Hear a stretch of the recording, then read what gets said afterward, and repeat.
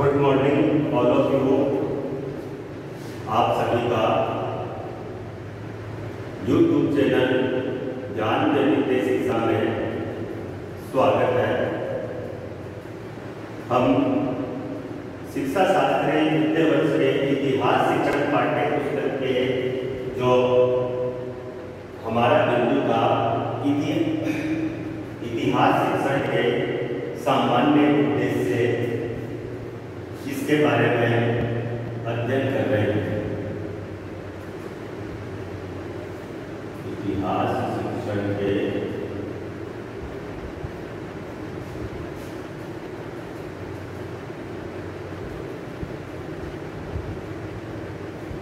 सामान्य उद्देश्य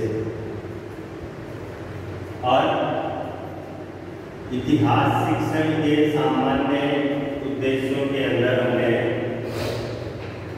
उच्च शिक्षण उद्देश्यों के बारे में अध्ययन भी कर लिया था और मनुष्य छात्र तथा अध्यापक के जीवन में उद्देश्यों का क्या स्थान होता है, इसके बारे में भी अध्ययन कर लिया था कि बिना उद्देश्यों के अध्यापक तथा छात्र की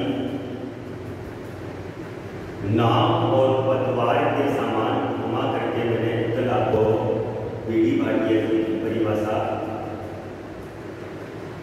बताई थी कि उद्देश्यों के ज्ञान के अभाव में अध्यापक उस नाविक के समान है जो अपने लक्ष्य या मंजिल को नहीं जानता, एवं छात्र उस पतवार विहीन नौका के समान है जो लहरों की थपेड़े खाकर किस तट पर जाकर लगेगी, ये उन छात्रों को भी पता नहीं है।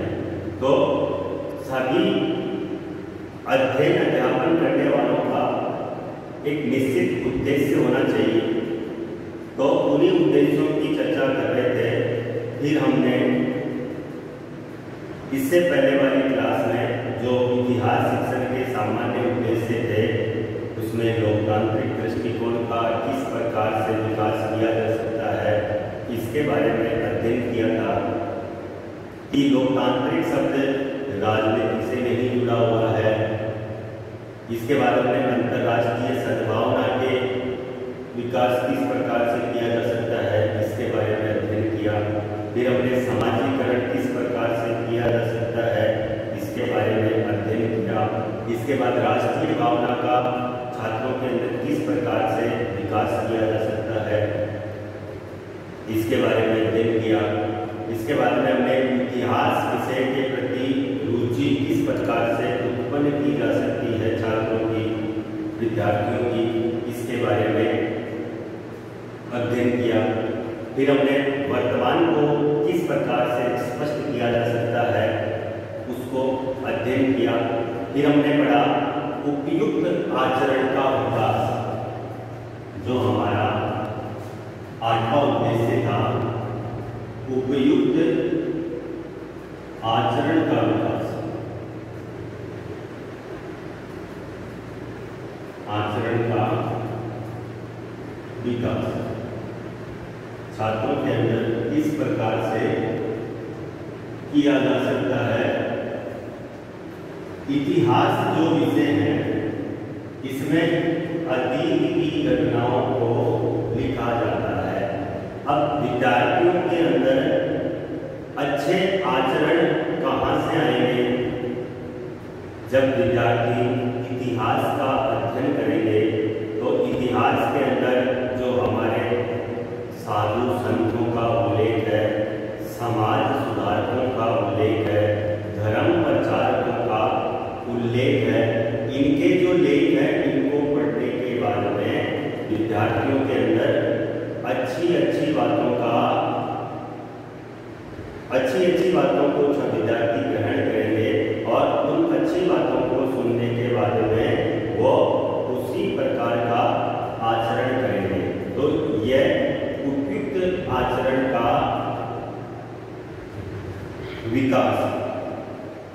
इसके बाद दिक्काल व समाज का ज्ञान, जो हमारा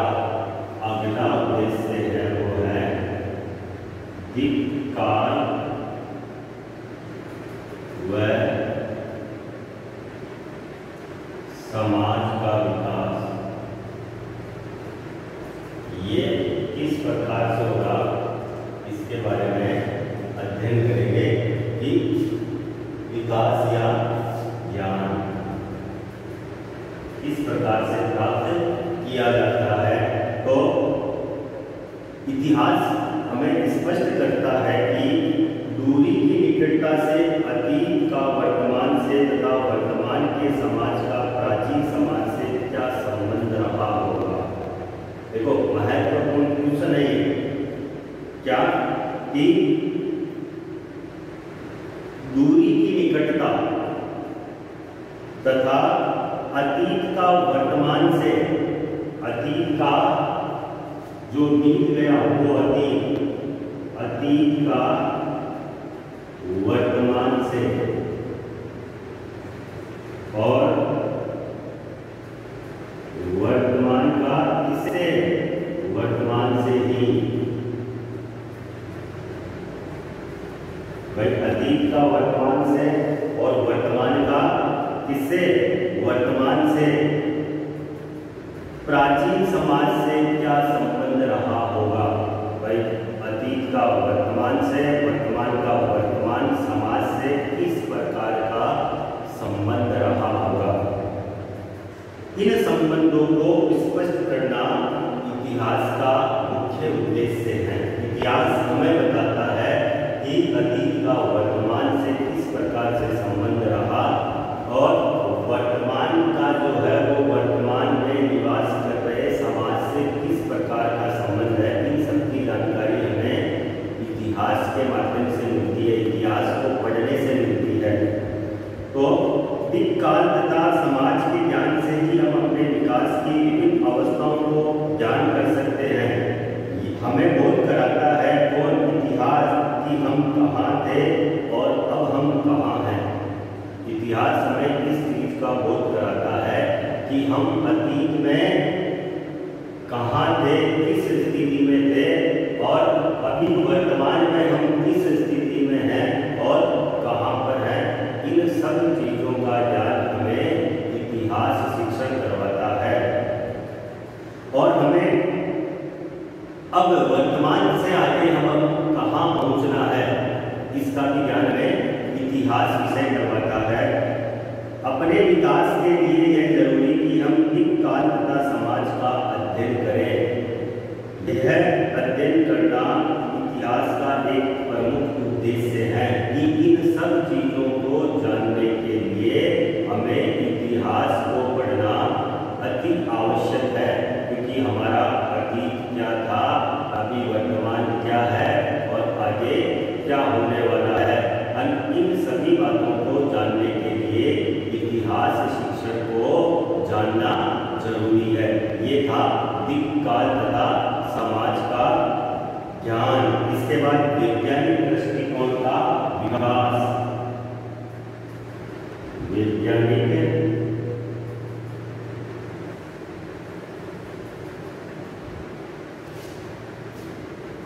दृष्टिकोण का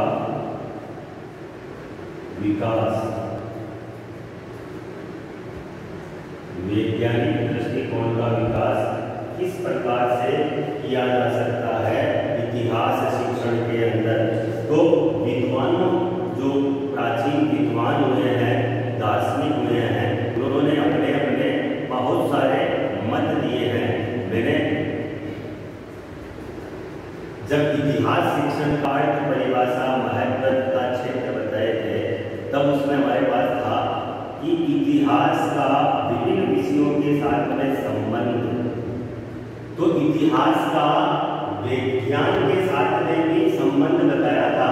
तो उसी को यहाँ पर वैज्ञानिक दृष्टिकोण से अगर हम इतिहास को देखें तो उनका मत है कि इसके लिए इतिहास का अध्ययन किस प्रकार से किया जाए जिससे वे वैज्ञानिक वस्तुओं को त्यागने में समर्थ हो सके। भाई, छात्र किसी भी चीज का अगर खंडन करना हो या किसी भी चीज की सच्चाई तब प्रतीत होती है जब उसके साक्ष्य मिले। अगर वैज्ञानिक दृष्टिकोण से हम बात करें तो वो ही चीज प्रमाणित होती है साक्ष्य मिले, और इस चीज का प्रतिपादन कौन करता है? विज्ञान। तो इसमें कहा है कि अवैज्ञानिक वस्तुओं को त्यागने में समर्थ हो सके, वैज्ञानिक दृष्टिकोण के विकास के लिए उनकी निरीक्षण शक्ति, तर्क शक्ति तथा सत्य निर्णय करने की शक्ति का विकास करना आवश्यक हो। इसके अतिरिक्त विद्यार्थियों को निष्पक्षता एवं अपनी योग्यता के अनुसार तत्वों को संकलित करना, एकत्रित करना, उनका परीक्षण करना, फिर उनका वर्गीकरण करना, फिर उनकी तुलना करने के योग्य बनाए जाए। भाई हमारे प्राचीन के अंदर, अतीत के अंदर किस प्रकार से व्यक्ति निवास करते थे, इसका प्रमाण होना चाहिए। तो इसलिए वैज्ञानिक दृष्टिकोण का विकास भी बताया है। इसके बाद में आता है सामाजिक गुणों का विकास। इसके बाद में इसका अगला वाला उद्देश्य है सामाजिक गुणों का विकास।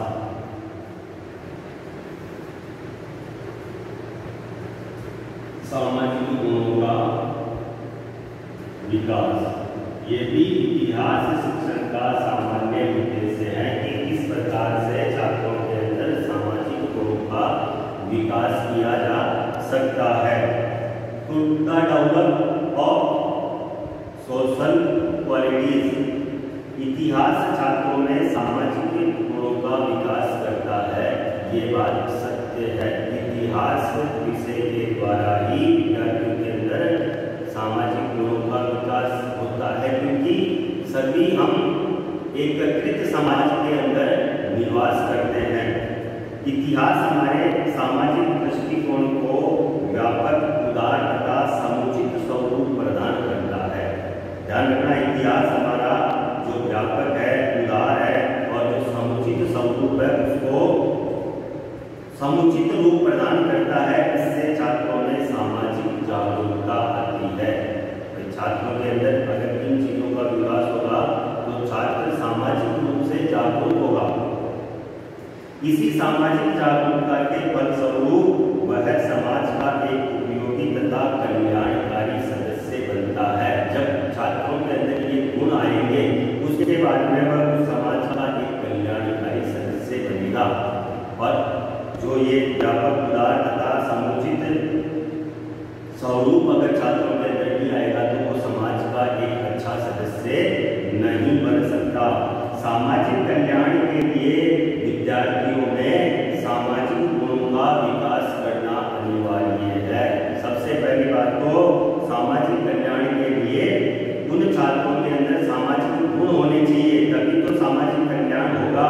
इतिहास शिक्षण का ये प्रमुख उद्देश्य है कि वह बालकों के अंदर सामाजिक गुणों का विकास करें। ये इतिहास शिक्षण का उद्देश्य है कि वो छात्रों के अंदर सामाजिक गुणों का विकास करें, जिससे वह अच्छे समाज के कल्याणकारी सदस्य बने। इसके बाद में आता है मानसिक शक्तियों का विकास। मानसिक शक्तियों का विकास।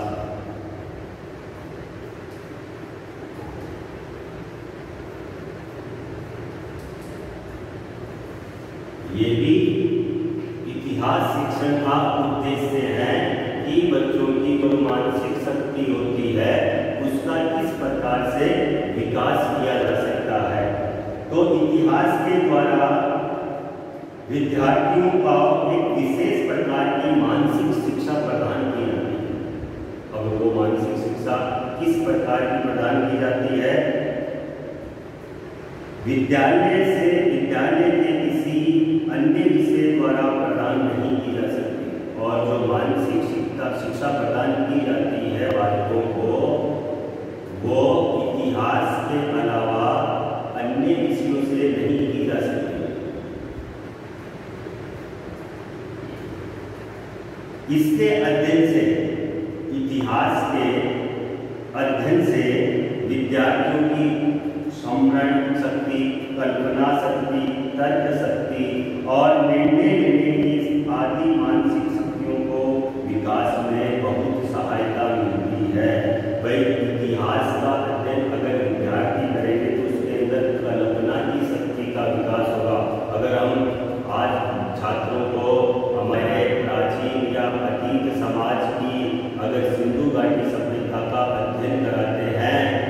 छात्र क्या है कि उस समय की कल्पना करेगा, मस्तिष्क से ऐसे आंख बंद करके सोचेगा कि उस समय किस प्रकार से निवास करते होंगे, किस प्रकार से रहते होंगे, क्या खाते होंगे, क्या व्यापार था, किस प्रकार से उनके त्योहार मनाने के तरीके। तो इस प्रकार क्या है कि विद्यार्थी कल्पना करेगा तो उससे उसकी कल्पना शक्ति का विकास होगा, तर्क करेगा, फिर निर्णय लेगा। तो इन शक्तियों का मानसिक रूप से छात्रों के अंदर विकास होगा। और इतिहास शिक्षण के अलावा छात्रों के अंदर, विद्यार्थियों के अंदर और कोई भी विषय मानसिक शक्ति का विकास नहीं कर सकता। विद्यार्थी इसके द्वारा विभिन्न विवादास्पद प्रश्नों तथा समस्याओं के विषय में अपना स्वतंत्र निर्णय बनाने में समर्थ हो जाता है। मतलब ऐसे भी क्या है कि विद्यार्थी बहुत सारे निर्णय लेगा, उसके मस्तिष्क में अनेक प्रकार के प्रश्न आएंगे, वो प्रश्न करेगा, उनका हल उसको मिलेगा। तो इतिहास शिक्षण का उद्देश्य विद्यार्थियों की मानसिक शक्तियों का विकास करना भी माना गया है। इसके बाद में ये इतिहास शिक्षण के 12 सामान्य उद्देश्य हैं छात्रों को